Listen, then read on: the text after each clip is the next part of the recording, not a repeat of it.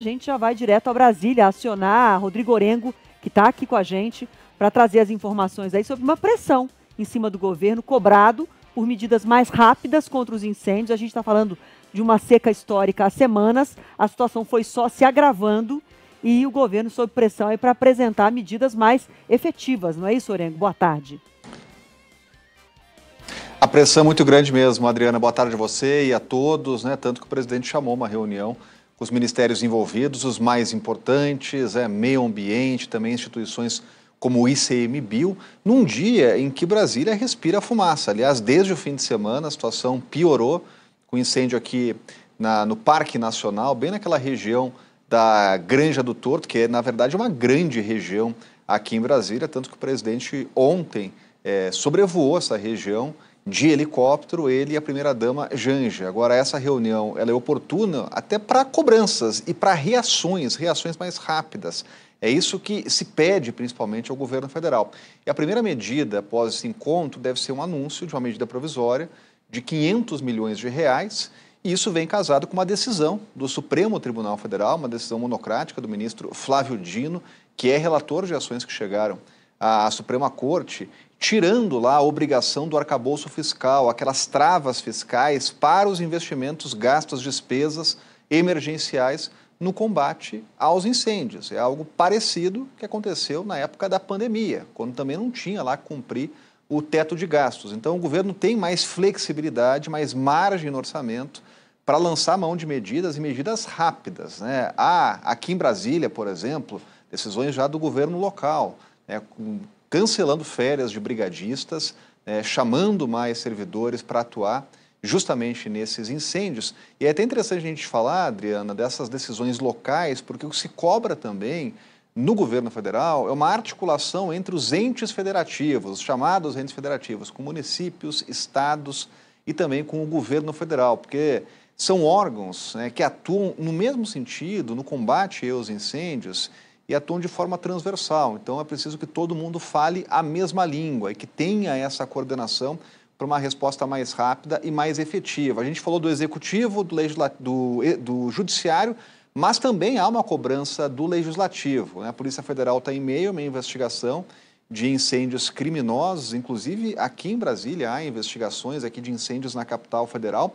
Mas o que também se cobra neste momento, e já começou uma articulação no Congresso Nacional, para o endurecimento de penas para quem colocar em fogo, o incêndio criminoso. Então hoje há legislação, tipificação específica que vai até 4 anos de reclusão. Há projetos já encaminhados ao Congresso Nacional, que já foram encaminhados em outras oportunidades, mas estão lá parados no Legislativo, elevando esse crime para até 10 anos de reclusão. A gente está vendo imagens aí captadas aqui em Brasília, né? E Brasília hoje realmente, mais uma vez, respira essa fumaça. São imagens que impressionam, né? E todas as autoridades em Brasília estão vendo isso. É só sair aqui dos palácios, dos gabinetes, né, para verificar essas imagens. Então há uma cobrança para decisões mais céleres. Ainda hoje deve sair essa medida provisória com expectativa de 500 milhões de reais para o combate aos incêndios. E que seja aprovado esse projeto que você citou, Orengo, aumentando penas para quem promove, enfim, uma barbaridade dessa, que é botar fogo numa situação que a gente já está de seca extrema. Você sabe, Orengo, que eu cheguei em Brasília em 2002. No ano que eu cheguei, em 2002, a umidade, eu nunca me esqueço disso, porque foi a minha primeira vez morando em Brasília, a umidade chegou a 10%. Era terrível dormir à noite, era muito difícil. Sem uma situação de incêndio, como essa imagem que a gente acabou de mostrar, que a gente já falou aqui mais cedo, desse horizonte de Brasília coberto por fumaça dos incêndios. Então, você imagina o que está no finalzinho de setembro em Brasília, que já é um período de seca, de deserto, que já é um período difícil para as crianças, para os idosos, para todo mundo. Todo mundo sofre em Brasília nessa época do ano, qualquer que seja o ano. Agora com esse cenário de fumaça, de incêndio dominando o horizonte de Brasília, é uma situação insustentável para a saúde, né? Não há saúde que resista. Outro dia a gente acompanhou especialistas dizendo que em São Paulo a gente estava fumando 4 cigarros por dia. Respirar o ar de São Paulo equivalia a fumar 4 cigarros por dia, mesmo não sendo fumante. Agora, Brasília está numa situação lastimável também, né, com tudo isso.